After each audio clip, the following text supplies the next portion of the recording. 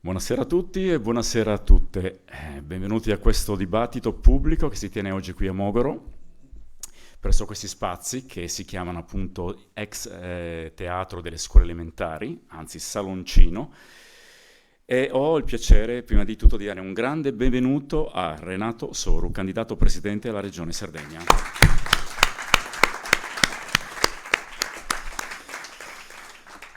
I temi di cui parleremo oggi durante questo incontro saranno i seguenti: il territorio e le sue opportunità, l'artigianato artistico e la digitalizzazione. Interverranno a questo dibattito Ennio Vaca, sindaco di Masullas, e poi ci sarà un passaggio con la signora Vildascanu, presidentessa della cooperativa Sudrovaju. E chiaramente il presidente Renato Soru, candidato alla Regione Sardegna con la coalizione sarda. Quindi ancora benvenuto a tutti e ricordo a chi volesse fare degli interventi che può sulla sinistra scrivere appunto nome e cognome per essere poi contattato per un intervento finale, quindi porre dei quesiti al presidente. Io mi chiamo Marcello Muru e sono nato e cresciuto a Mogoro, sono un professionista nello studio, nella comunicazione, nella progettazione degli spazi di vendita e quindi nella valorizzazione dei beni. Nella fattispecie mi piace parlare e spendere una parola dei beni, delle eccellenze dell'artigianato artistico della Sardegna. Mi sono specializzato a Milano in visual merchandising, che è una gamma, è una parte del marketing che si occupa appunto della valorizzazione dei beni e attraverso appunto delle tecniche ne presenta e ne trasferisce il valore corretto a quello che è il visitatore o il cliente. Ho avuto l'opportunità di lavorare con molti brand, tra cui Pandora, sono dei nomi molto conosciuti, Swarovski, Coin, e attualmente invece mi occupo di risorse umane e di comunicazione per un'azienda che sta a Cagliari ed è il leader nel suo settore. Il mio rientro in Sardegna è stato un rientro assolutamente particolare, perché questo rientro che ho avuto 6 anni fa, esattamente a Cagliari, ha suscitato in me questo forte desiderio di condividere con la mia popolazione, con i miei conterranei, tutti quei valori, tutte quelle competenze che ho potuto sviluppare durante la mia esperienza, che è stata basata su Roma principalmente, quindi su Milano, e poi mi hanno affidato l'Europa e diversi altri posti come Malta, eccetera. Cosa ha fatto questa mia esperienza e questa mia consapevolezza di valori? Ha suscitato in me la voglia, una volta rientrato in Sardegna, di condividerla con i miei conterranei. E questo rientro è stato ancora di più incredibile quando praticamente 5 anni fa l'amministrazione di Mogoro mi contattò, Sandro Brocia mi contattò, l'ex sindaco, per iniziare un percorso presso la Fiera dell'Artigianato Artistico della Sardegna, di cui io ho avuto l'onore, perché è un onore, di dirigerla per 4 anni. E nello specifico ho avuto l'onore, verso la 59esima edizione, di lanciare la cosiddetta digitalizzazione, cioè per la prima volta quella fiera è stata lanciata attraverso i canali web. Quindi chi non si trovava fisicamente a Mogoro poteva da Cagliari piuttosto che da Milano entrare sul sito della Fiera dell'Artigianato Artistico ed esplorare tutti gli spazi, addirittura vivere l'esperienza dell'artigianato artistico suddiviso per artigiano, per tipologia e anzi arrivare a contattare gli stessi artigiani. Chiaramente è stata una fiera che ha segnato un grande passaggio e io, ripeto, sono molto felice di essere stato parte, grazie chiaramente a chi mi ha scelto, di fare questo tipo di passaggio. Vorrei aggiungere appunto che questa fiera ha dato la possibilità attraverso la digitalizzazione di visitare virtualmente le eccellenze sarde. Eccellenze sarde che vengono da tutta la Sardegna, ma soprattutto vengono da questo territorio che è Mogoro e che per sua storia questo paese è un po' un paese di artigiani, di mani abili, come quelle rappresentate dalla cooperativa Sudrovaju, che è nata nel 1978 e costituita di sole donne di cui oggi abbiamo la rappresentanza della signora Vilda Scanu, che tra l'altro è stata anche eletta donna e lavoro dell'anno nel 2023, tra poco saluterò. La tessitura non è l'unica eccellenza che c'è a Mogoro, perché a Mogoro c'è una grande tradizione di lavorazione del legno. A Mogoro si intarsiano, si scolpiscono e si trasforma questo materiale naturale in una vera e propria opera d'arte, in una vera e propria eccellenza dell'artigianato artistico, di cui io con il legno ci sono molto attaccato, perché vengo da una famiglia di artigiani del legno, perché mio nonno, che si chiamava Sisinio Serra, era un grande artigiano e sono orgoglioso di dire anche che non solo era un artigiano, ma è stato uno degli attori che ha posto le basi per la nascita della cosiddetta Fiera del Tappeto, come si chiamava, di Mogoro, che poi si è trasformata in Fiera dell'Artigianato Artistico della Sardegna, diventando inclusiva, più moderna, ricomprendendo sempre di più segmenti come il ferro battuto, il vetro, la ceramica e completando sempre di più quella che si chiama esperienza del visitatore. Tra queste eccellenze a Mogoro non posso non dimenticarmi di citare le numerose associazioni che sono presenti e che contribuiscono a fare di Mogoro un territorio molto fecondo e fertile dal punto di vista culturale e sociale. Associazioni che hanno come obiettivo il benessere delle persone fragili fino a occuparsi della lotta contro il randagismo. E per fare un inciso, la digitalizzazione a Mogoro è già di casa, perché circa 15 anni fa nasceva a Mogoro un festival, una rassegna che si chiama Bifoto, ad opera di Stefano Pia e Vittorio Cannas, anch'essa un'eccellenza che ha fatto della digitalizzazione di scatti e immagini toccanti, coinvolgenti, provenienti da tutte le parti del mondo, una vera e propria finestra sul mondo, che chiunque può visitare andando in giro per le strade di Mogoro. Le eccellenze non sono solo a Mogoro, come dicevo, sono distribuite in tutta la provincia di Oristano, in particolar modo nei territori qui intorno, come le eccellenze delle aziende alimentari, ovocaprine, la produzione lattiero-casearia di Arborea, pesca e non ultima l'unicità e la bellezza del Monte Arci. Io ora quindi colgo l'occasione per introdurre il primo intervento ad opera del sindaco di Masullas, il signor Ennio Vacca, se è presente. Grazie.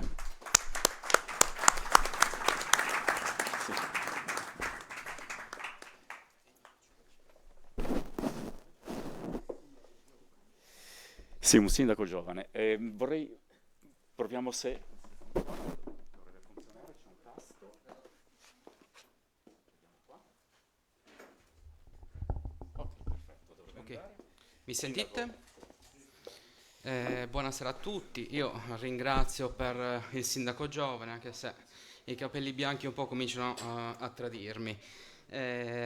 Ringrazio per l'opportunità, perché realmente questa per noi amministratori è una grossa opportunità, l'opportunità di poter parlare con i candidati presidente. Permettetemi di dire che abbiamo ora il secondo che viene, che fanno un intervento pubblico.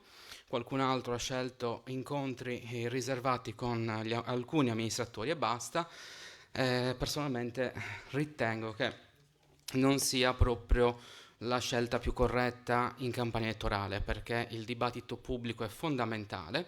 Quindi io ringrazio per aver aperto le porte di questo incontro, che ci permette a noi amministratori di rappresentare quelle che sono le nostre problematiche e confrontarci su quelle che possono essere le possibili soluzioni per il nostro futuro. Mi è stato chiesto di fare un breve intervento su quello che è il nostro territorio, sulle opportunità che il nostro territorio ha e come possono essere poi sviluppati in un futuro che poi sarà presente. Mi occupo, oltre che di fare il sindaco, sono un libero professionista, mi occupo di sviluppo locale e nello specifico di progettazione per gli enti pubblici. Quindi questo territorio un po' lo conosco, lo vivo perché ho scelto di vivere qua, di provare a costruire qualcosa per il territorio. Molti di voi mi conoscono, principalmente mi occupo di progettazione di sviluppo locale e cultura. anche perché vengo da un comune che negli ultimi 18 anni, dico 18 perché il percorso di rinnovazione culturale che Masullas, ma anche tutto il territorio ha avviato, è cominciato circa 18 anni fa, con delle amministrazioni che hanno creduto in quello che era il valore del nostro patrimonio culturale.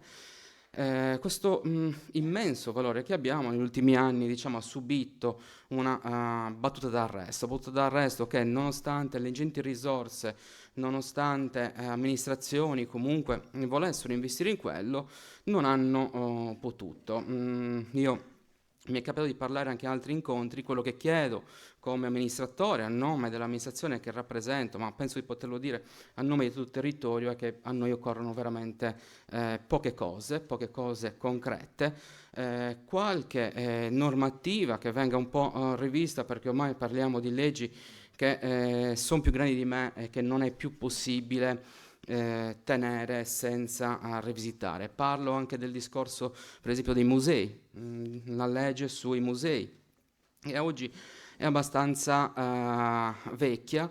Qui c'è tra il pubblico mio predecessore che per tantissimi anni ha portato avanti una battaglia per i musei riconosciuti, che dovevano essere un'eccellenza della regione Sardegna, e questa eccellenza doveva essere riconosciuta anche attraverso dei contributi, perché essere riconosciuti come museo regionale e oggi come museo nazionale, in Sardegna l'anno scorso erano 16, o meglio nel 2022 erano 16, nel 2023 24, non ha portato nessun beneficio a queste realtà. Riconosciute a livello nazionale, l'accreditamento dei musei, che prima era a livello regionale, dal 2021 è diventato a livello nazionale. Noi dobbiamo rispettare i requisiti, deve rispettare il museo di Masulla, si deve rispettare il museo di Firenze, Milano e quant'altro. Abbiamo gli stessi criteri per ottenere il riconoscimento. Non è più l'accreditamento regionale, a oggi è a livello nazionale, il sistema museale nazionale, e in Sardegna mi pare siano 21 o 22 nel 2023. Quindi, questo probabilmente è un qualcosa che necessita di una rivisitazione, anche perché un museo come quello di Masullas, quando io posso dire che sia bellissimo, però non possiamo permetterci di dover rispettare gli stessi criteri degli Uffizi o qualunque altro grande museo nazionale. Economicamente per un piccolo comune non è sostenibile se non c'è una regione che poi interviene anche dal punto di vista con un contributo. Questo, diciamo, giusto altre due cose, perché forse sto iniziando a sforare. L'altra cosa che chiediamo è che anche le risorse vengano assegnate ai territori con dei criteri, molta più velocità e periodicità nella pubblicazione di bandi di finanziamento, perché quello ci destabilizza, e soprattutto che la regione non ci dia risorse dopo il 30 novembre, perché tutti quanti sappiamo cosa vuol dire per i nostri comuni ricevere risorse il 27 di dicembre. È impensabile che risorse a valere, facciamo un esempio, 2023 ci arrivino il 27 dicembre con già i bilanci di previsione approvati. Quello a noi non ci aiuta. L'incremento del fondo unico residui, o meglio no, diventano avanzo. Ad esempio l'incremento del fondo unico di quest'anno, che è stato dato e venduto come un ristoro per la carenza di risorse, soprattutto di spesa corrente, in realtà è andato in avanzo che poi diventa spesa di investimenti, quindi non ci ha risolto nessun problema, ci ha mandato in tilt, perché sfondare le entrate, scusate il tecnicismo, però ci crea grossi problemi, soprattutto piccoli comuni dove il personale non c'è. Queste sono giusto 3 piccole cose che qualunque candidato dovrà tenere a mente, a mio avviso, per i prossimi 5 anni. Grazie.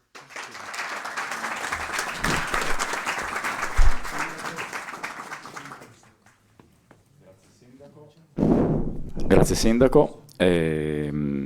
Ora ho, come dicevo prima, immenso piacere di fare un rapido passaggio per salutare e omaggiare la presidentessa della cooperativa Sudrovaju Vilda Scano, eletta Donna e Lavoro Sarda nel 2023. Vilda, vorrei ringraziarti omaggiandoti di un bouquet floreale, mi piacerebbe però anche, se ti avvicini ti accompagno io, farti una domanda o vieni qui e ti faccio una domanda. Va bene, intanto prendo il bouquet.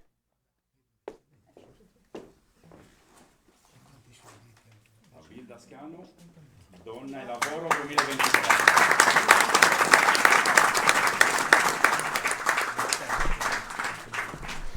Allora, Vilda, mi piacerebbe molto, io ho collaborato con Vilda in merito alle 4 edizioni di questa fiera favolosa, questa eccellenza che abbiamo a Mogoro. Ti faccio subito un quesito velocissimo. Quali politiche, se ci sono in questo momento, stanno agendo in favore alla promozione dell'artigianato artistico della Sardegna? Ai ai.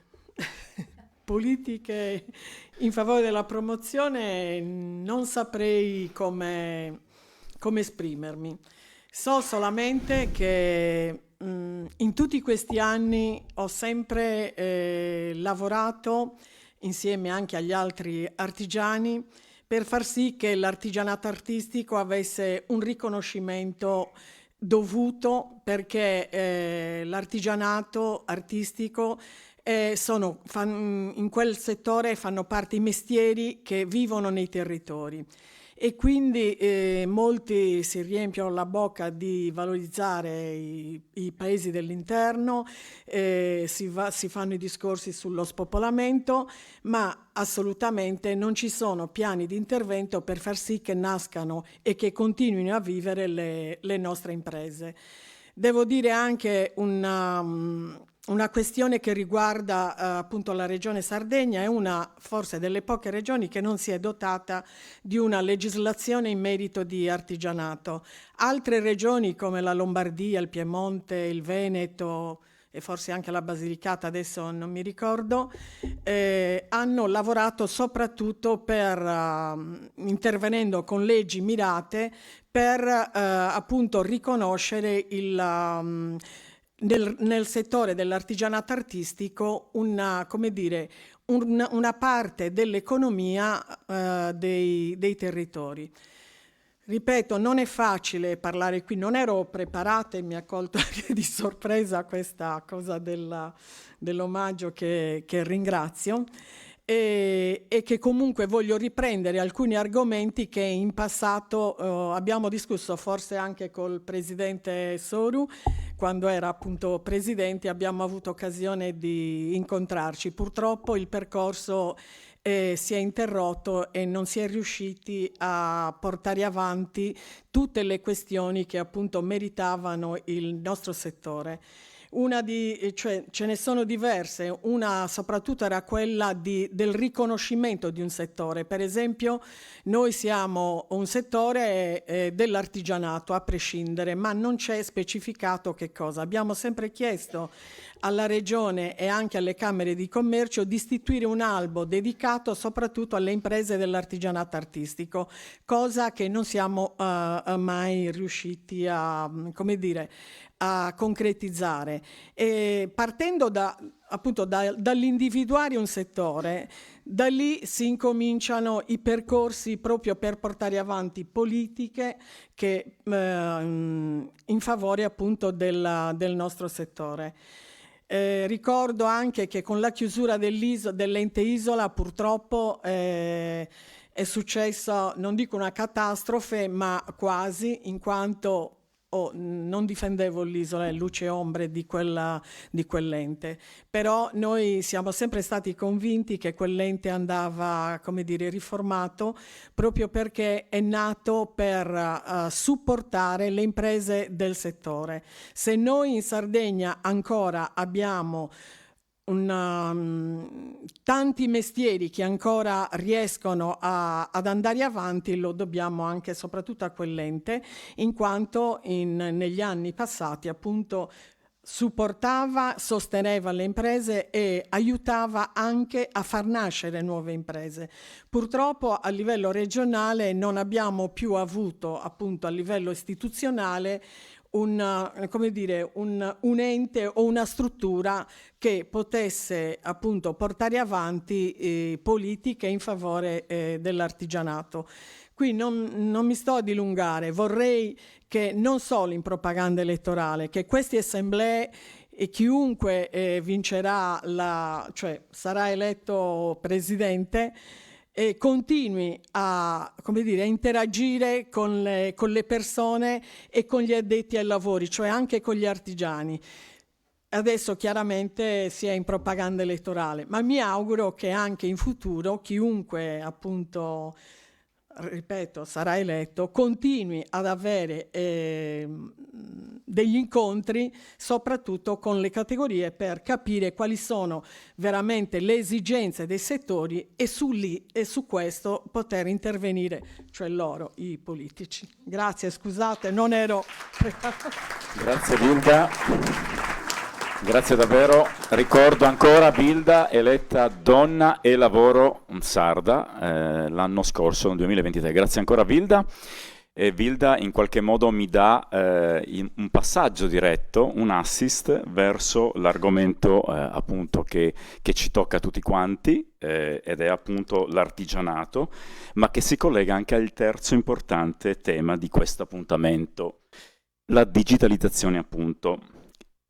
Che mi dà appunto un grande, immenso piacere di rivolgere un quesito al Presidente Renato Soru. Presidente, quali sono i progetti in tema di digitalizzazione che il suo programma intende perseguire per rendere fruibile, disponibile, aumentare l'esperienza e favorendo l'accesso a questo grande comparto tipico nostro, di cui noi è un vanto in Sardegna, per rendere omnicanale l'accesso da parte di tutti? Così che risponda a una domanda.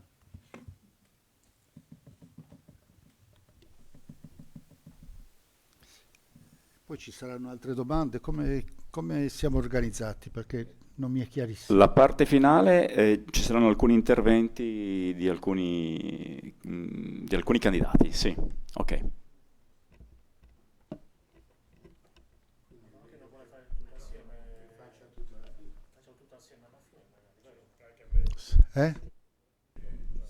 Quindi chiamiamo prima chi? Perfetto, allora ho il piacere di chiamare Dolores Sanna, che è a posto, che vuole porre un quesito al Presidente.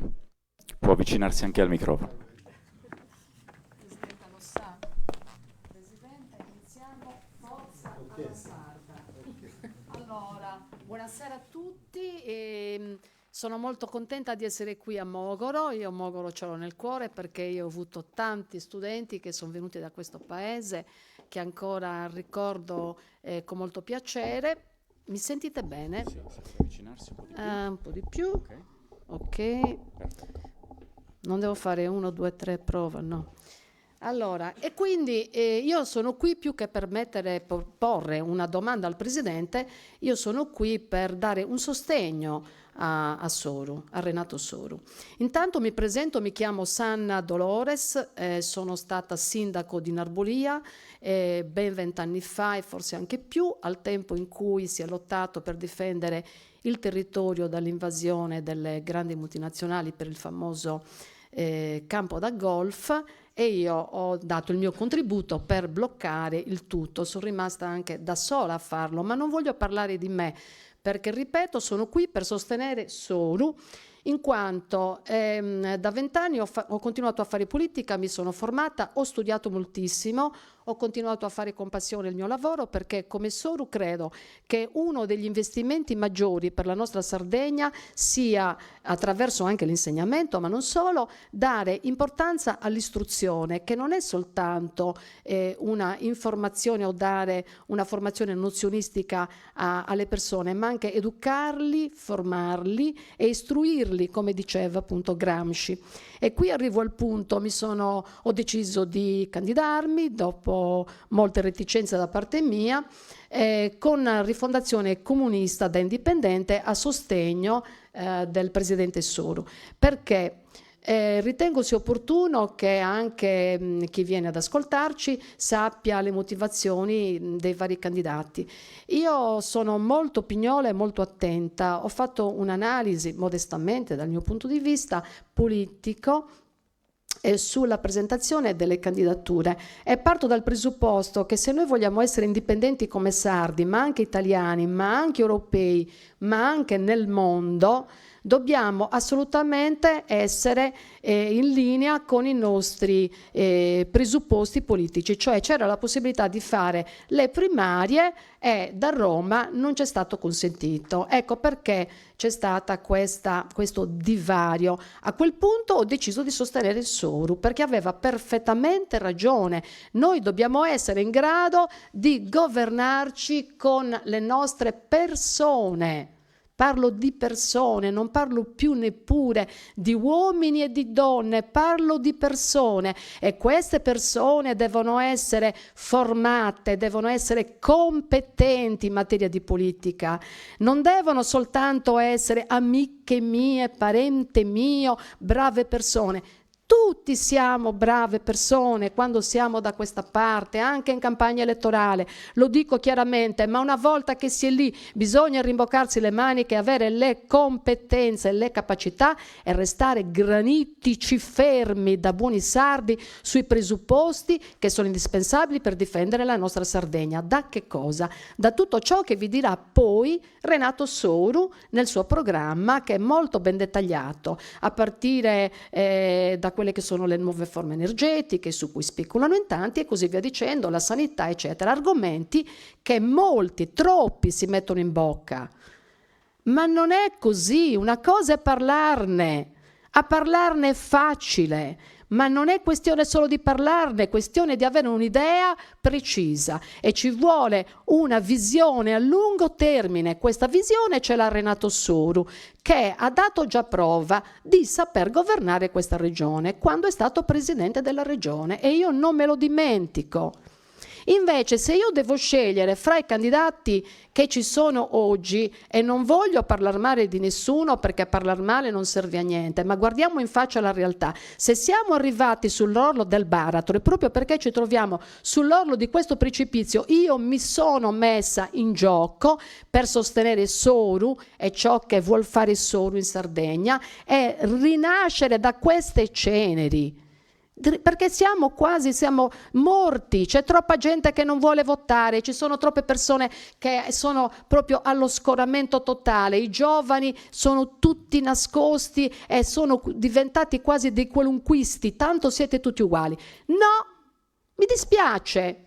Non siamo tutti uguali. Io per esempio sono una persona, non voglio che mi si mischi con altre, non perché io sia migliore, io sono io. E anche la scienza lo dice, siamo tutti unici e irripetibili. Quindi questa storia che stiamo tutti uguali, sinceramente, guardate, mi sta veramente infastidendo. E allora cerco di spiegarlo in campagna elettorale con molta pazienza. A tutte le persone che incontro non mi limito a mandare volantini, io voglio guardare in faccia le persone. Mi dispiace che la provincia di Oristano non sia alla mia portata, non posso raggiungere tutti, ma nel mio piccolo lo faccio perché le persone devono capire che ognuno ha un suo ruolo in questa bella storia che si chiama campagna elettorale, che non è un festival, è una cosa seria, ma veramente ci dobbiamo calare nella nostra situazione che è drammatica. Allora c'è chi si candida e io spero e sono sicura che tutti i candidati di Soru siano all'altezza del compito e quindi parlo anche a nome di tutta la coalizione. Chi vuole votare me può farlo, ma io parlo per la coalizione e quindi bisogna fare un discorso molto serio. Il candidato è importante perché poi il suo lavoro inizia dopo. Questo è niente. Io che sono stata amministratrice lo so bene cosa significa andare ad amministrare. Voi direte, ma la regione è un'altra cosa? Sì, ma guardate che in un paese, quando ci sono problemi seri, si è da soli a volte e non è tanto semplice e bisogna fare più che parlare.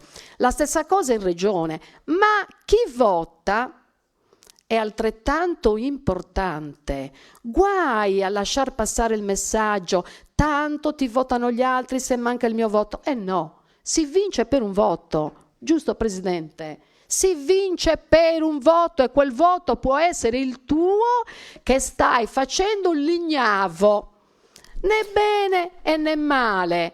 Non va bene, libertà. Certo, c'è anche la libertà di non andare a votare, se no che libertà sarebbe? È una scelta, però devi ponderare bene questa scelta. Io invito tutte le persone qui presenti a divulgare veramente la responsabilità di chi va a votare, che deve votare scegliendo bene. Bene, Bene, Dolores, e ho finito. grazie Ora mille vi per il saluto, suo intervento. perché altrimenti io non lascio spazio agli altri, ma No, mi interessa sentire concluda. solo. No, ho finito, stavo giusto, sei stato Perfetto. preciso con il tempo. Grazie mille, Ho Dolores. terminato.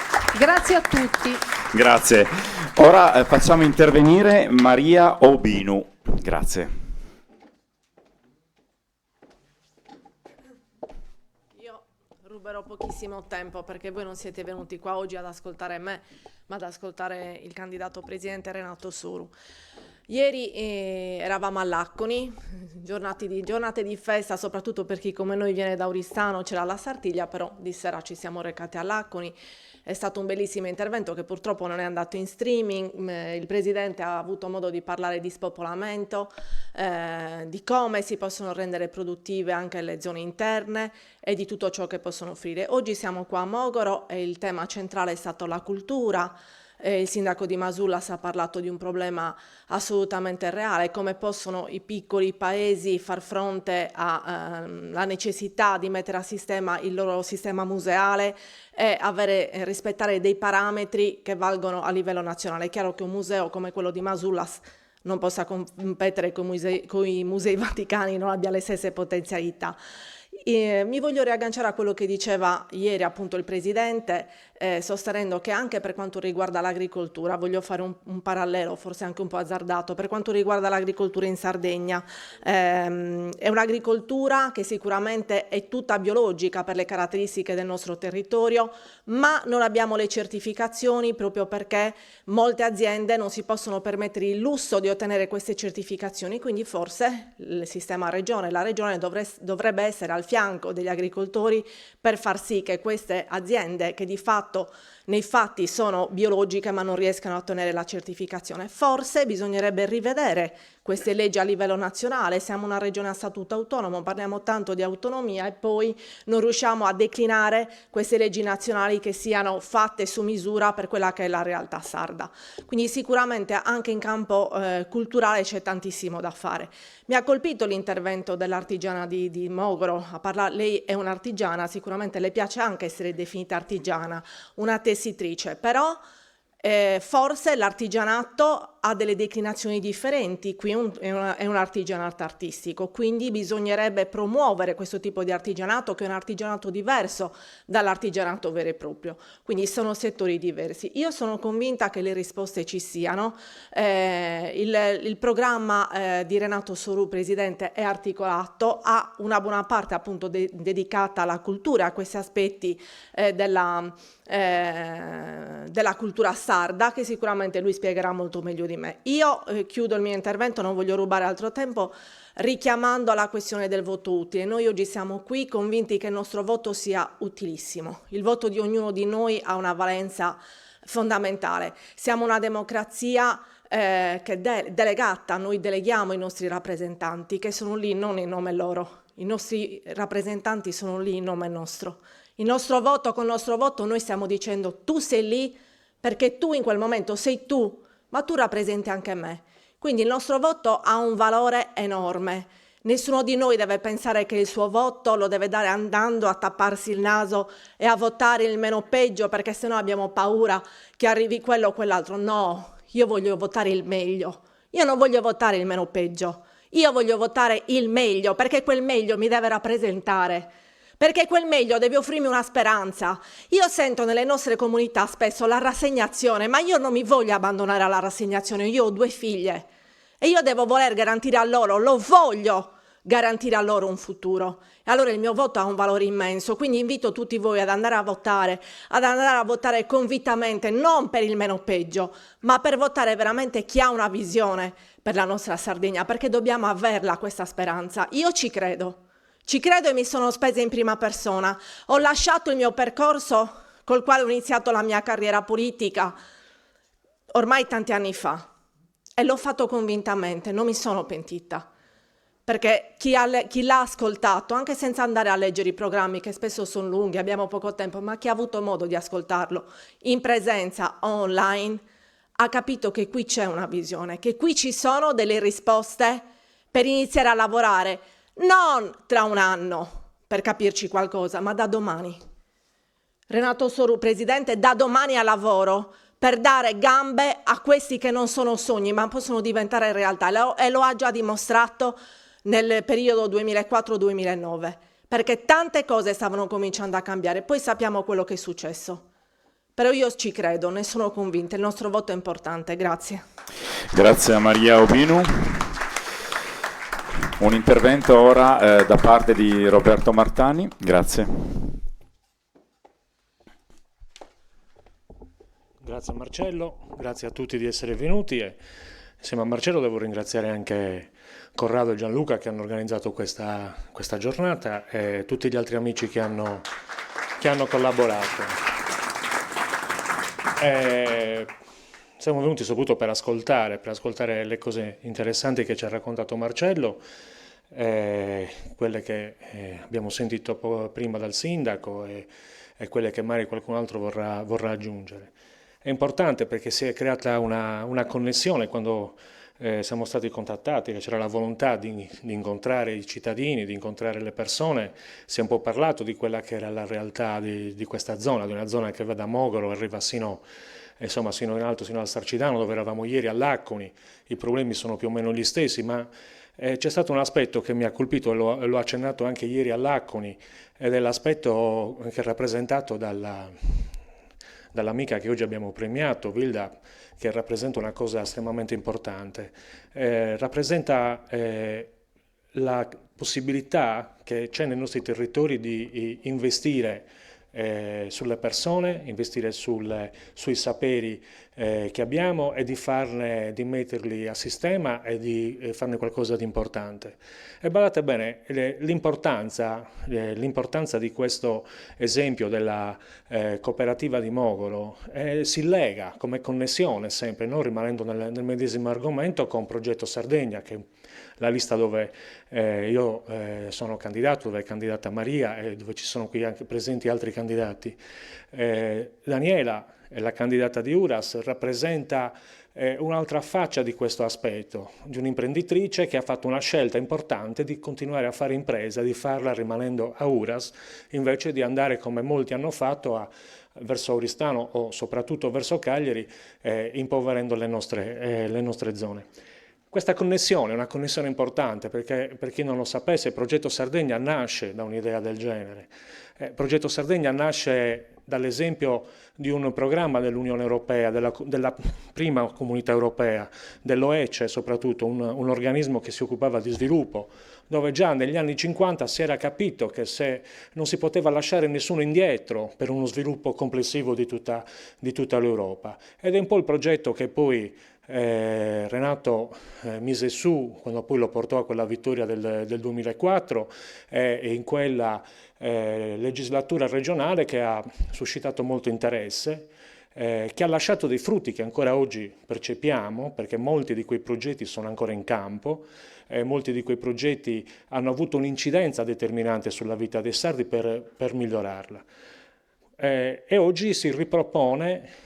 Abbiamo riproposto tutti assieme, questi che stiamo collaborando e ci stiamo candidando all'interno di Progetto Sardegna, per declinare quel percorso e inserirlo all'interno della coalizione sarda, perché abbiamo capito, abbiamo sempre cercato con Renato soprattutto e con chi viene come me, come Maria, come Giuseppe dal Partito Democratico, noi lì abbiamo veramente, ci abbiamo messo la faccia e se siamo qui oggi è perché non ci siamo arresi all'idea che un partito sardo deve avere una sua propria autonomia. Questa autonomia noi l'abbiamo rivendicata all'interno del Partito Democratico della Sardegna, perché si chiama così, perché è differente dal Partito Democratico italiano, è federato con quel partito, ma questa idea di autonomia che c'è scritto proprio nello statuto, nell'incipito dello statuto c'è scritto che il Partito Democratico della Sardegna riconosce l'aspirazione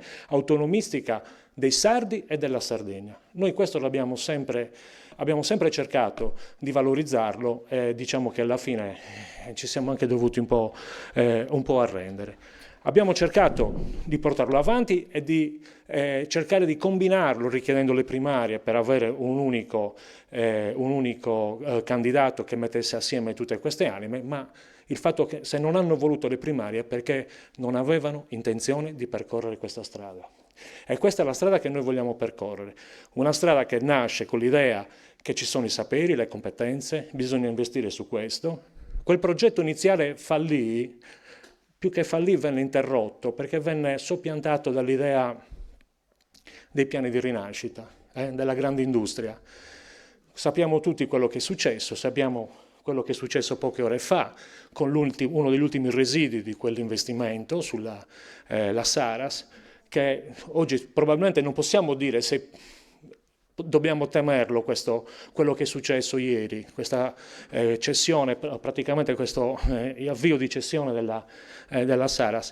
Però sappiamo che cosa significa quel mondo, sappiamo quel mondo cosa ha causato alla Sardegna, sappiamo che quella prospettiva non è più la prospettiva migliore per i sardi. Quindi recuperare quella che era investire quindi su altro, sulla più grande infrastruttura che è quella dell'educazione, quella della cultura, riportare i nostri ragazzi a scuola, istruirli, fare in modo che noi con le nostre gambe riusciamo a risollevarci senza più bisogno di quegli interventi massicci che non hanno avuto gli effetti sperati. Anch'io faccio un richiamo al voto. Veramente oggi è importante anche stare attenti a quello che dice la legge elettorale, è importante veramente, e lo chiedo a ognuno di voi. Io spero che la maggior, quantomeno se non tutti, la stragrande maggioranza di voi voterà Renato Soru, ma andate a cercare voto per Renato Soru, perché veramente abbiamo un'occasione irripetibile. È un'occasione irripetibile avere oggi nella stessa sala persone che vengono da mondi che sono sempre stati distinti. E ci voleva Renato Soru per metterli assieme. E di questo ne dobbiamo essere convinti. Andiamo a cercare i voti per i candidati che volete, delle liste che sono all'interno, ma soprattutto i voti per Renato Soru. Devono barrare il simbolo Renato Soru. Grazie. Grazie Roberto Martani. E ora cedo la parola al Presidente Renato Soru.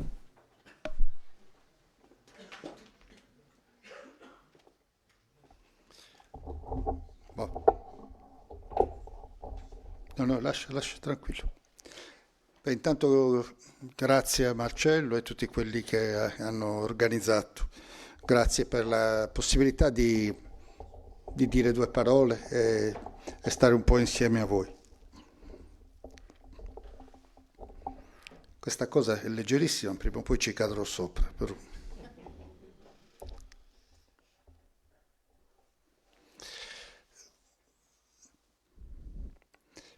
Sono venuto volentieri a Mogor in questo giro che ormai è da diversi mesi che sto cercando di portare avanti in giro per la Sardegna. Tra un po' andiamo a Guasila, stamattina ero a Cagliari, in altri luoghi. E se possibile ora sto cercando di raggiungere ancora più luoghi, fare tante assemblee, incontrare tante persone, perché questo progetto che sembrava complicato, questo progetto che sembrava un po' ambizioso, in realtà è cresciuto e sta continuando a crescere ogni giorno. E sento l'apprezzamento di mondi sempre più vicini, sento sempre più l'apprezzamento di magari categorie, settori, anche paesi che pensavo potessero essere lontani e invece hanno stanno scegliendo, stanno capendo che forse la Sardegna merita per i prossimi 5 anni un'alternativa a questo governo di centrodestra, merita un'alternativa all'esperienza appena conclusa o in via di conclusione della giunta Solinas, perché l'esperienza l'avete vista tutti, l'avete vissuta, forse non vale nemmeno la pena di ricordarla, se no ho perso mi capi. Il sindaco di Masullas ha detto che non si sono visti risorse per la cultura, non si sono visti altri progetti per mandare avanti un progetto di sviluppo territoriale basato sulla cultura. Prima di venire ho provato a informarmi, gli ultimi soldi che sono stati investiti qui per lo sviluppo territoriale riguarda un progetto che si chiamava Casa, del 2017, della giunta Pigliero, sono passati 6 anni, quasi 7, non è ancora concluso. Non solo non hanno investito degli altri soldi per lo sviluppo territoriale di questa parte Montis, ma non hanno nemmeno speso ancora quello che era stato investito nel passato. E d'altronde questa incapacità di spendere i soldi è esattamente di investire di bene, di spenderli questi soldi, non tenerli nelle casse della regione, è esattamente quello che il sindaco ha sottolineato nel suo intervento, e cioè ha detto la legge di bilancio si approva più o meno alla fine dell'anno, poi alla fine dell'anno, proprio alla fine dell'anno, quando sta per finire, a novembre o addirittura a dicembre, approvano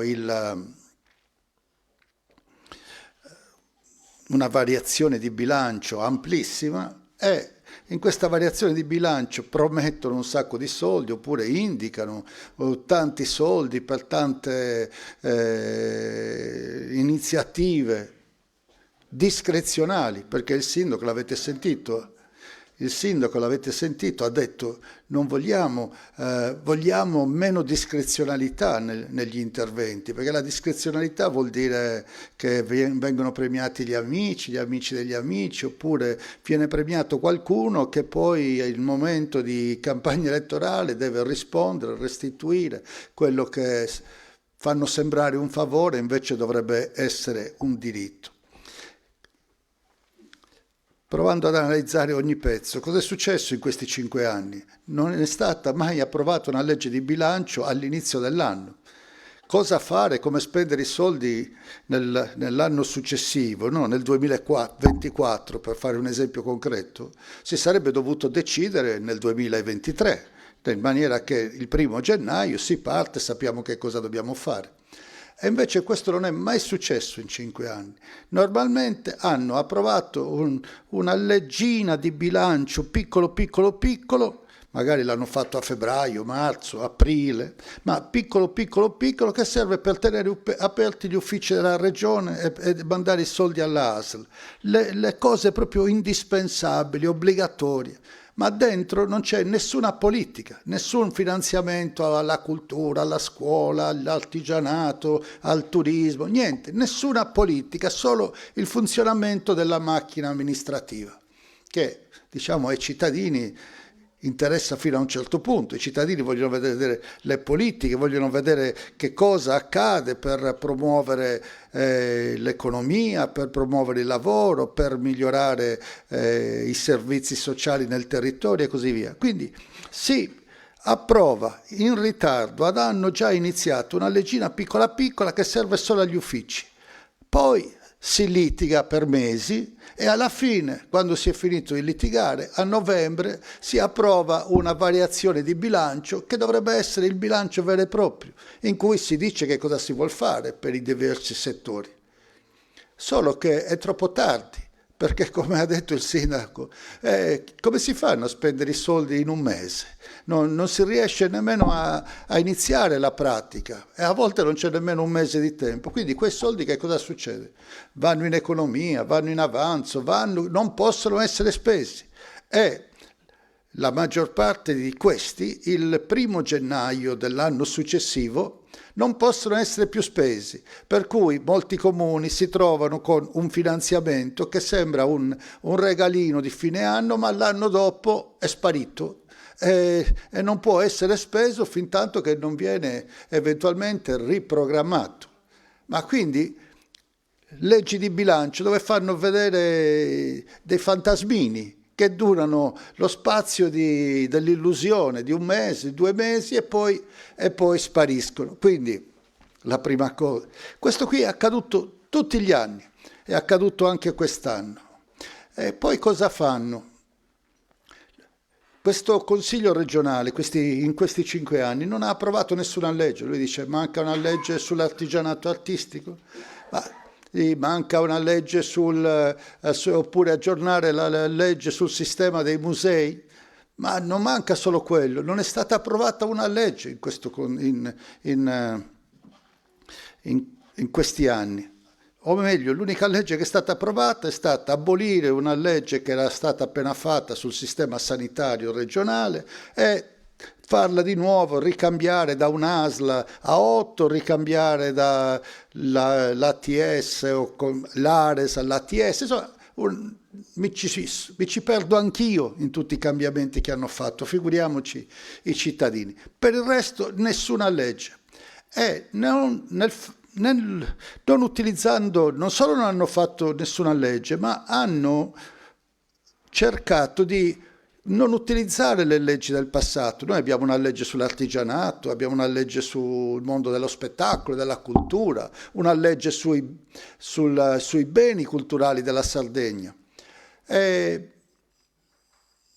leggi sul commercio, e normalmente queste leggi servono per distribuire risorse, distribuire il sostegno ai diversi settori, e cioè ad esempio per i beni culturali o per il mondo dello spettacolo. C'è una legge chiara, stabilisce quali sono i criteri, poi sulla base dei criteri vengono distribuite le risorse ai progetti più meritevoli, alle attività più meritevoli. Per esempio nel mondo dello spettacolo, per fare un esempio, finanzia i vari festival, quello di Paolo Fresu, tutto quello che succede nel mondo dello spettacolo, della danza, del teatro, dello spettacolo dal vivo. Quest'anno, nell'anno appena terminato, ha finanziato 8 milioni di euro, distribuiti secondo dei criteri. Poi attraverso le leggi, attraverso le variazioni di bilancio, con finanziamenti ad personam, cioè il consigliere comunale tale che fa un favore ad personam a tal'altro, ne hanno distribuito 24 milioni, cioè 8 milioni con i criteri, 24 milioni senza criteri, 3 volte tanto. Naturalmente quelle che qua sono cambiali, cambialine per cercare di accontentare qualche amico e poi incassare consenso in futuro. Ma quello che cosa vuol dire? È un'ingiustizia, no? Prima di tutto è un'ingiustizia, poi sono soldi non spesi in maniera giusta, perché in base a che cosa sono stati spesi, in base a quale merito. Penalizza territori invece che altri, e questo è successo in tutte le leggi di settore, purtroppo. Quindi noi non abbiamo bisogno di andare avanti con altri 5 anni di Solinas, anche se eventualmente si chiamerebbero di Truzzo, ma è la stessa cosa, perché hanno governato assieme, no? Sono la stessa destra, tutti lo stesso schieramento, la stessa destra, gli stessi assessori che si sono ripresentati, gli stessi consiglieri e anche la stessa idea di governo della Sardegna, e cioè appaltato in continente. Solinas andava come si chiama, al Festival della Padania, alla festa della Lega in Padania o chissà dove, a Pontida, ed era tutto felice di andare lì e fare il valletto di Salvini. E Truzzo andrebbe al festival il cerchio magico, non mi ricordo nemmeno come si chiama. Come? Atreo, sì, ma sono di questo cerchio magico del mondo fantastico di Tolkien, eccetera, eccetera. Non c'è da ridere, è quello che dicono loro. Lo raccontano loro, mica io purtroppo, lo raccontano loro. E quello che va dicendo Truzzu in giro è: noi in Sardegna andremo meglio perché ora va bene, chiediamo scusa per i 5 anni appena passati, però adesso faremo diversamente perché adesso c'è Giorgia è amica nostra, è amica mia personale e quindi potremo fare bene. Quindi ha un programma ben preciso, la Sardegna col cappello in mano, la Sardegna con la testa piegata, la Sardegna che si basa e spera sulla benevolenza del padrone di turno. Io credo che la Sardegna meriti molto più di questo. Quello che sanno fare l'abbiamo già visto, ciascuno di noi l'ha visto, quello che hanno saputo fare nella sanità, quello che hanno saputo fare nella scuola, li hanno viste chiudere. Mi ricordo l'assessore regionale diceva: no, io mi chiudo, mi incateno, vado a Roma, dovranno passare su di me. E poi non si è incatenato, non è nemmeno andato a Roma, ha accettato quello che gli hanno detto, che doveva chiudere le autonomie locali e le ha chiuse. Non hanno fatto nulla per difendere la continuità territoriale, non hanno fatto nulla di niente.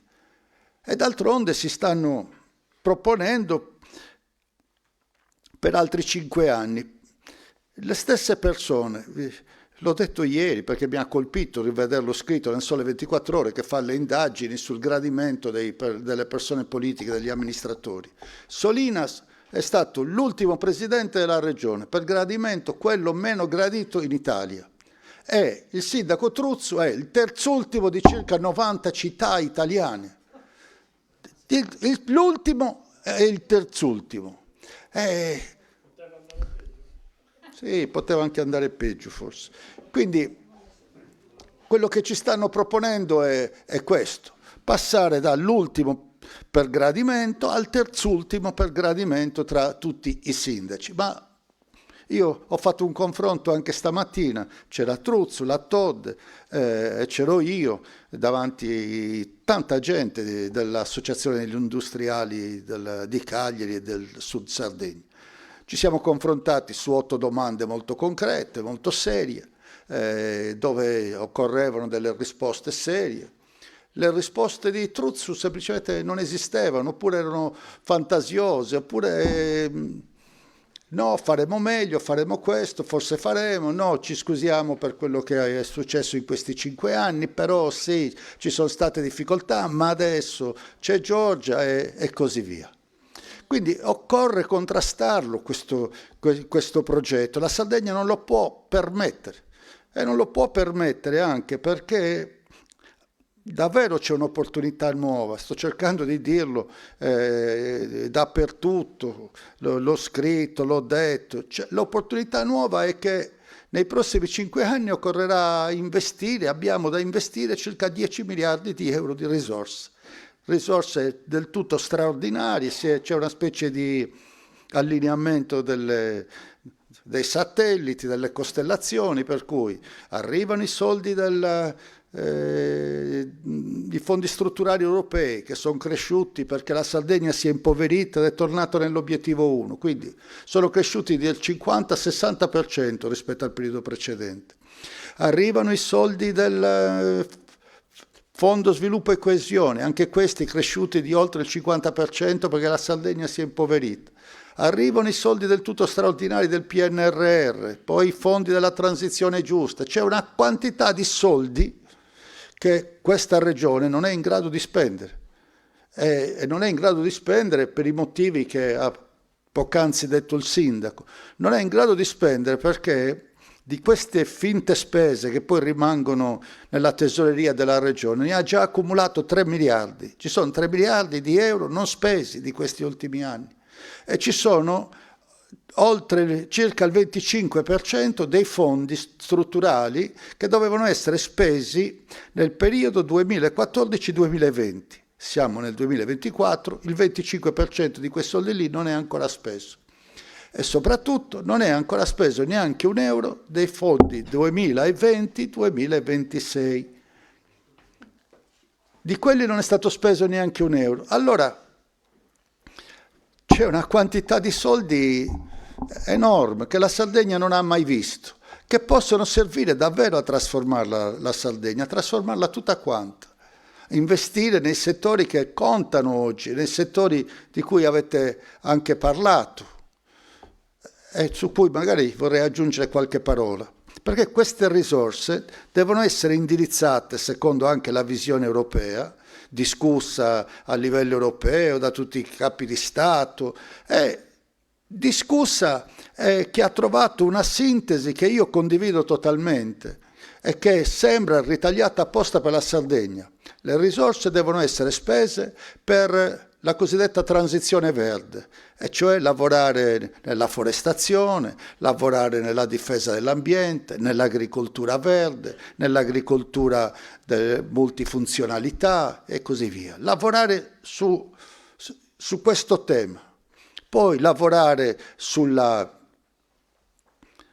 transizione energetica, e lo viviamo ogni giorno, l'assalto che stiamo subendo, poi investire sulla transizione digitale, tornando alla domanda che mi hai fatto prima, e soprattutto investire nel sollevare il livello di istruzione, di conoscenza diffusa di tutta l'Europa, di tutta, non solamente quelle delle regioni del nord, ma anche delle regioni periferiche come la nostra, e quindi investire in maniera straordinaria nella scuola. Altro che chiuderla, investire in maniera straordinaria nella scuola.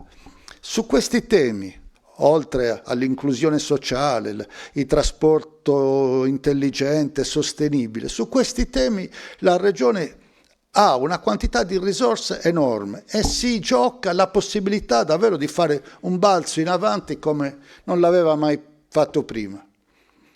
Ce lo siamo detti, storicamente la Regione aveva tentato un balzo in avanti con il grande piano di rinascita, finanziato negli anni 60. È stato il primo grande investimento, il piano di rinascita, insomma, ha portato l'acqua, ha portato le fogne, ha portato scuole, asili, ha portato strade, ha fatto fare un salto alla Sardegna. Bene, dopo quel salto lì e la industrializzazione esterna delle grandi partecipazioni statali e così via, sembra che la Sardegna si sia fermata. Ha perso di vista un'idea di futuro, giusta o sbagliata, ha perso di vista proprio la volontà magari di risolvere i problemi e di prendere una strada finalmente capace di superare il ritardo di sviluppo. Vabbè, oggi abbiamo un'occasione storica, una quantità di risorse decise da noi, che decidiamo noi, che dobbiamo gestire noi, non lo Stato, e che possono essere incanalate appunto in queste attività che vanno bene e che possono sollevare la Sardegna tutta. Per poterli investire queste risorse abbiamo bisogno di una regione che cambi le sue regole, una pubblica amministrazione motivata, l'organizzazione della regione che è ferma al 1977 modificata, le regole di comportamento dei dirigenti e dei funzionari regionali cambiate, la loro responsabilità, il fatto che debbano rendere conto ai cittadini e non a loro stessi, cioè che debbono mettere al centro il servizio ai cittadini e non la regola del no, o ripassa domani, oppure manca questo e manca quest'altro.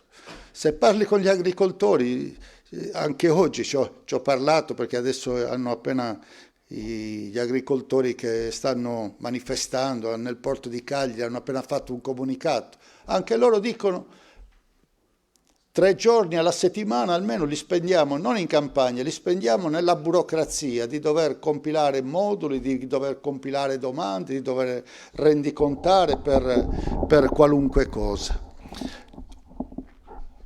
Quindi c'è bisogno davvero di riformarla questa regione. C'è bisogno di riformarla per fare in modo che questi investimenti possano effettivamente essere utilizzati. Tornando alla Marmillo, all'Alta Marmilla, visto che questa Marmilla ce l'abbiamo divisa in 2 province, tra la provincia del Sud, adesso del Medio Campidano, e questa provincia di Oristano. E però almeno collaborano assieme a livello del GAL. Il GAL è unico della Marmilla. Tornando a noi, di cosa ha bisogno questo territorio di paesi davvero molto piccoli e soggetti allo spopolamento, all'invecchiamento, di cosa ha bisogno e di cosa si può fare? Ne avete parlato. Il tema è quello dello sviluppo territoriale, cioè creare il lavoro con le produzioni agricole, con le trasformazioni di queste produzioni agricole. Ora c'è l'opportunità in più della nuova PAC che dice che bisogna privilegiare il tipo di agricoltura che noi già abbiamo, piccole aziende biologiche, verdi, che possono essere un presidio del territorio, custode dell'ambiente, che allevano secondo criteri di benessere animale e così via, che hanno in questo modo dell'integrazione al reddito. Noi diciamo che queste integrazioni al reddito non bastano e che devono essere aumentate fin tanto che un'azienda agricola non possa davvero vivere nel territorio, perché se può vivere ci saranno le persone che continuano a vivere, i ragazzi non se ne vanno e qualcun altro magari tornerà, altrimenti siamo condannati allo spopolamento. E quindi la prima cosa è assicurare redditi per chi ci vive, per gli altri che devono tornare, per quelli che possono venire a vivere e possiamo includere per la prima volta. Assicurare i redditi nell'agricoltura, assicurare i redditi nell'artigianato, assicurare i redditi nello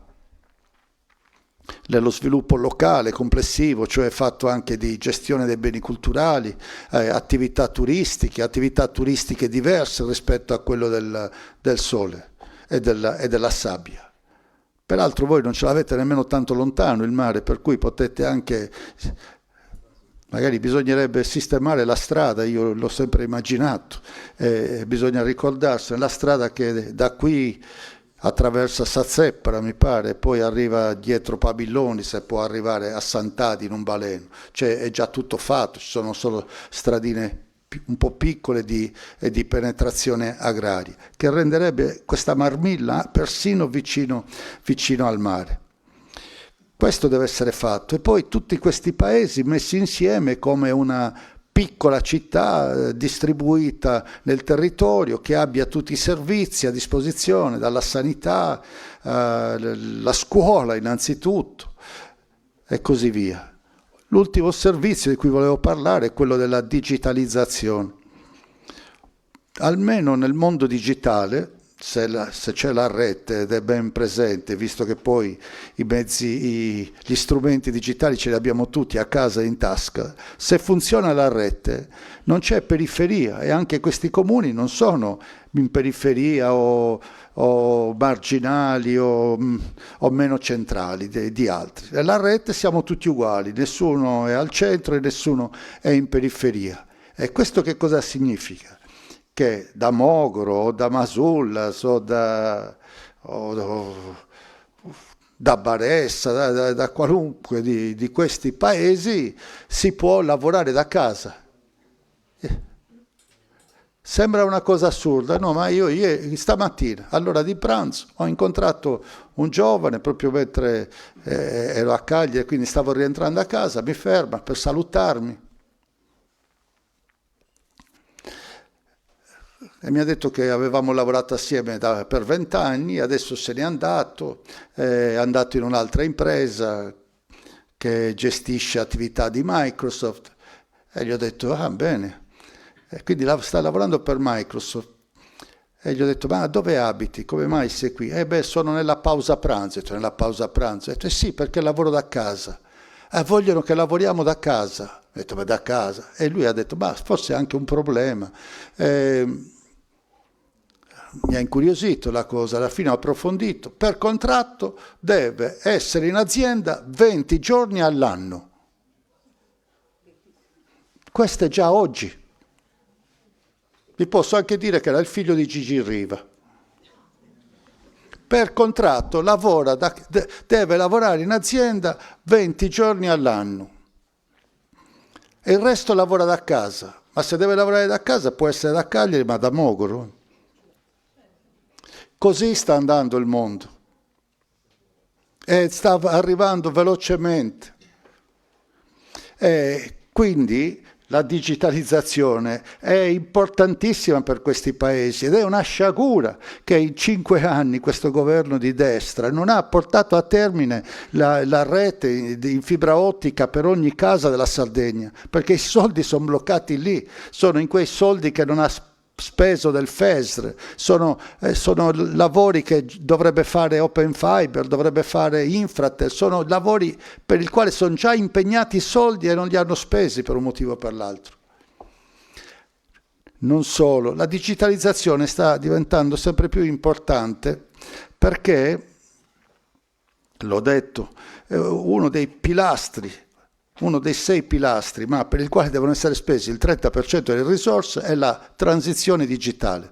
Transizione digitale cosa vuol dire? Non solo fare la rete o i grandi servizi, le grandi piattaforme nuove della pubblica amministrazione e così via, ma vuol dire anche portare nel mondo digitale le cose che invece erano analogiche, le cose materiali, no? Vuol dire in parte quello che avete fatto voi, cioè prendere i tappeti, fare nelle foto, metterli in una piattaforma che uno possa vedere da casa, visitare e comprare se si pubblicizza e così via. Voi l'avete fatto per la fila del tappeto, ottima cosa. Immaginate farlo per tutti gli archivi. Devono essere digitalizzati tutti gli archivi della Sardegna, tutti gli archivi di ogni paese, di ogni ASL, di ogni scuola, di ogni biblioteca, gli archivi storici comunali.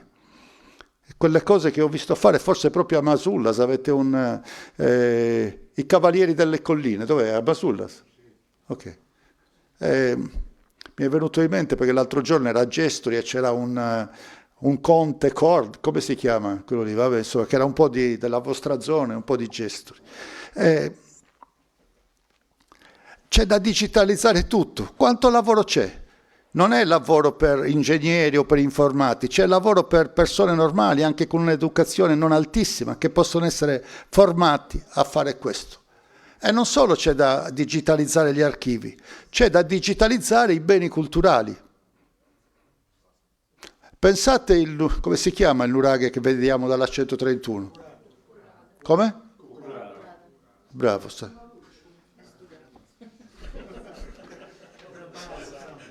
No, non me lo ricordavo.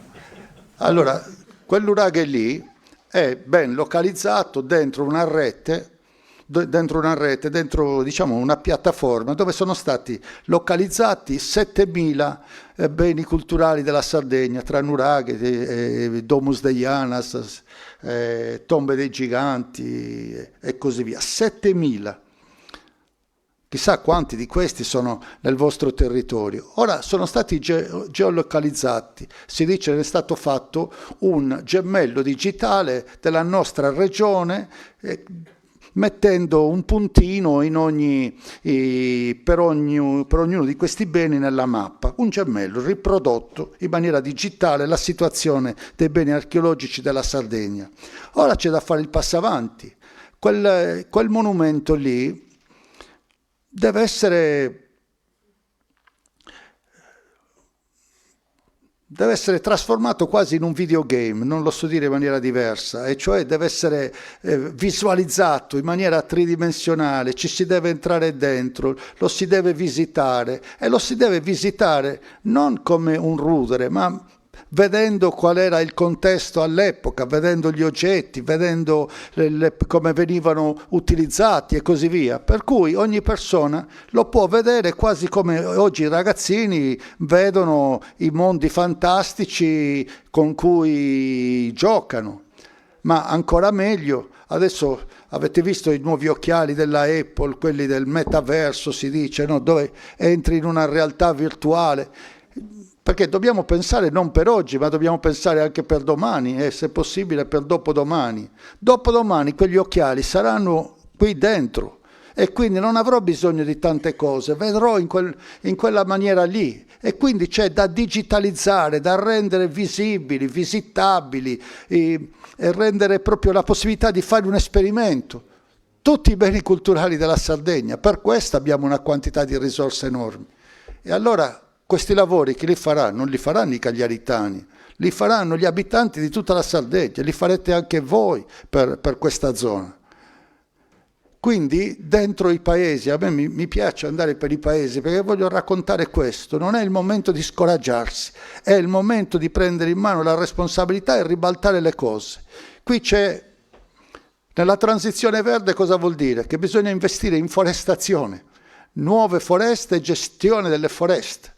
E qui ne sapete qualcosa, tra il Monte Arci e il resto, no? Perché le foreste producono un bene essenziale, ossigeno per respirare, e catturano l'anidride carbonica che invece ci fa morire e che trasforma le stagioni, aumenta il calore, aumenta la siccità, eccetera. Quindi qui, nelle nostre zone rurali, si produce un bene essenziale, la qualità dell'aria, la possibilità di respirare. Oggi questa cosa ha valore e produce ricchezza, redditi. Dalla possibilità di assumere forestali, di assumerne altre, di farne lavorare, sapendo che non è assistenzialismo ma lavoro buono. E questo permette ugualmente di dare un reddito aggiuntivo agli agricoltori, perché anche le aziende andranno certificate. Andranno certificate azienda per azienda o territorio per territorio, come un territorio che, secondo un calcolo, cattura tot tonnellate di CO2. E tu catturi tot tonnellate di CO2, ecco, questi sono i soldi che la regione distribuisce. E quindi c'è un reddito nuovo in agricoltura. E in agricoltura bisogna dargli anche un altro reddito nuovo, la possibilità di mettere un po' di pannelli fotovoltaici in maniera che non solo siano autosufficienti, ma che guadagnino un po' di soldi, in maniera che finalmente riusciamo a dare la possibilità a un'azienda agricola di star bene. E ai figli degli agricoltori di star bene, di vedere una prospettiva nello stare in questi territori e lavorare in agricoltura o lavorare nella trasformazione dei prodotti agricoli o lavorare nei lavori nuovi della digitalizzazione o i lavori che la digitalizzazione, il lavoro da casa sta portando, non è che lo porterà, non è una fantasia, sono i soldi che vanno spesi entro i prossimi 4-5 anni. E ci sono poi saperi tradizionali preziosissimi, come quelli dell'artigianato e dell'artigianato artistico. Sull'artigianato artistico volevo spendere alcune parole perché effettivamente ci conosciamo da tanto tempo. Noi abbiamo chiuso Isola, è la responsabilità mia. Ho chiuso un ente che aveva una grande storia, bellissima, è nato quando erano visionari nella nostra regione, a fine anni 50, è stato... infatti me lo ricordavo, alla mia età, l'Isola aveva la mia età. A fine anni 50, nel 57 è nata l'Isola e forse nel 59 è nato l'ESIT, l'Ente Sardo per le Industrie Turistiche. Con l'Isola cosa si è cercato di fare? Faceva parte anche quello del progetto OEC di cui avete detto, valorizzare le sapienze locali e organizzarle. Infatti voleva dire Industrie Sarde, organizzazione del lavoro, Istituto Sardo per l'organizzazione del lavoro artigiano. E ha cercato di organizzarlo, voi lo sapete meglio di me, ma vale la pena di dirlo, ha cercato di organizzarlo, 1, insegnando come fare, 2, cercando di mostrare dei progetti che fossero belli, che fossero effettivamente tradizionali, che potessero essere venduti. È la storia famosa di Tavolara che insegnava le pavoncelle, le diverse cose che ancora oggi conosciamo. E poi organizzava, insegnava e molto faceva ritirando questo prodotto e vendendolo. Garantiva in qualche modo anche lo smercio di quei prodotti. Poi il mondo è anche cambiato, insomma, eravamo nel 57, nel 2007, 50 anni dopo, forse quel mondo lì poteva essere cambiato e forse non c'è bisogno di tutti questi enti, no? Un ente per ogni cosa. E in più io li ho visitati quasi tutti, i centri isola, ho visitato quello di Mogoro, di Aggius, di Oristano, di Nule. Sono andato a visitare le tessitrici della zona di Riola e quello che dicevano è non erano più contenti perché mandavano i manufatti ma non li vendevano all'isola, andavano in conto deposito, e cioè glieli prestavano e poi aspettavano che quelli li vendessero e glieli pagassero, e in realtà non glieli pagavano. Ormai non potevano più fare la promozione in Sardegna e vendere due cose in Sardegna, occorreva aiutarli ad esportare. Quindi, e in più c'era sempre l'idea di un marchio ombrello, si diceva, il marchio Sardegna è dopo riconoscibile e promuove le diverse produzioni della Sardegna. Quindi avevamo fatto un'agenzia, si chiamava Sardegna Promozione, che doveva promuovere insieme l'artigianato, il turismo e le specialità alimentari della Sardegna. E purtroppo il processo si è interrotto, chi è venuto dopo l'ha chiusa e poi non ha fatto più niente. Però Vilda se ne ricorderà, in quegli anni siamo andati tutti gli anni alla Fiera del Mobile di Milano, al fuorisalone. Abbiamo fatto esposizioni importanti, qualcuno ha vinto persino il Compasso d'Oro. Abbiamo fatto una mostra che si chiamava Forse Domo, che ha vinto ogni premio, dove mostravamo l'artigianato non come un ricordino da portare a casa, non come un souvenir, si dice, ma come oggetti belli, veri, moderni, che potevano arredare la casa. E per fare questo ci eravamo confrontati con designer e così via. E abbiamo aperto i negozi fuori dalla Sardegna. I primi negozi li abbiamo aperti a Milano, li abbiamo aperti non mi ricordo dove, quello di Milano l'avevo anche visitato, li dovevamo aprire all'estero e poi tutto si è interrotto e non è più successo nulla.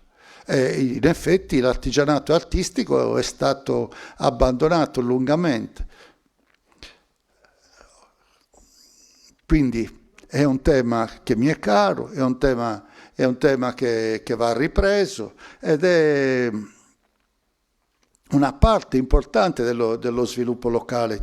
Nei molti territori ci sono proprio sapienze artigiane antiche e anche nuove che stanno arrivando. Io conosco delle persone che sono venute, questi qui erano all'estero, sono tornati, si sono stabiliti vicino a Sant'Adi, hanno ristrutturato un furri adrogio, come si chiamano lì le case in campagna, e fanno cose moderne, digitalizzate, le vendono. Insomma, l'artigianato artistico, se ricordo bene, in questo momento riguarda almeno 1000 lavoratori, questa è più o meno la dimensione. Concordo che debba avere un registro separato e concordo soprattutto che abbia un valore culturale, non solo produttivo, che va difeso. Certo, va difeso in maniera diversa degli anni 50, va difeso soprattutto aiutandolo a stare sul mercato, a vendere, a continuare a digitalizzarsi, a essere nelle piattaforme commerciali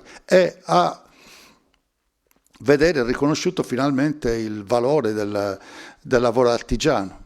Noi sappiamo che se conti le ore che ci vogliono per un manufatto e consideri il valore orario, è troppo basso e merita molto di più se consideri la capacità, la sapienza, il valore artistico che c'è dietro tutto questo.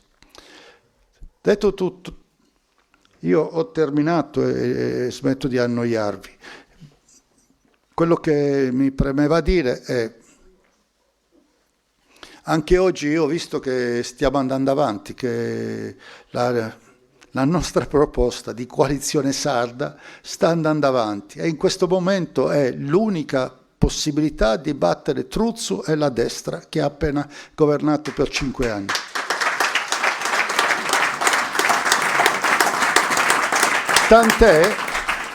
Tant'è che Truzzu se la prendeva con me stamattina, mica se la prendeva con la Todde, e dialogava con me, perché loro ormai sanno che il pericolo sta venendo da noi, non dall'altra parte. E lo sanno anche quelli dall'altra parte, tant'è che sono sempre più moggi, sempre più, diciamo, preoccupati, anche perché se le cose gli vanno male, come gli stanno andando male, ci sarà un segretario nazionale che perde il posto, ci saranno molti dirigenti regionali che perdono il posto e perdono le loro aspirazioni. Quindi io vado in giro insieme a tutti i miei amici, compagni della coalizione, li ringrazio per essere qui anche oggi, per dire due cose. Aiutateci con il voto, ma aiutateci ancora di più dicendo ad ognuno, ad ogni sardo, sarda, tutti quelli che non vogliono andare a votare, che non è un momento normale, c'è una grande prospettiva, c'è una grande possibilità. Possiamo continuare a vivere la rassegnazione, a vivere la sfiducia, a vivere nel nostro, qualche volta anche fastidio per ogni cosa che riguarda la politica. Possiamo continuare a vivere così, ma poi non potremo più lamentarci se le cose continueranno ad andare male. Non avremo nulla di cui lamentarci se le cose continuano, i nostri paesi continuano a spopolarsi, a invecchiare, il lavoro continua a mancare, i soldi all'agricoltura non arrivano, dei beni culturali se ne sono dimenticati. Qualche giorno fa ero a Villanova Foro, non troppo lontano da qui, avevamo una riunione in una biblioteca, sono entrato, c'era una ragazza abbastanza giovane, non giovanissima, lì dietro il banco.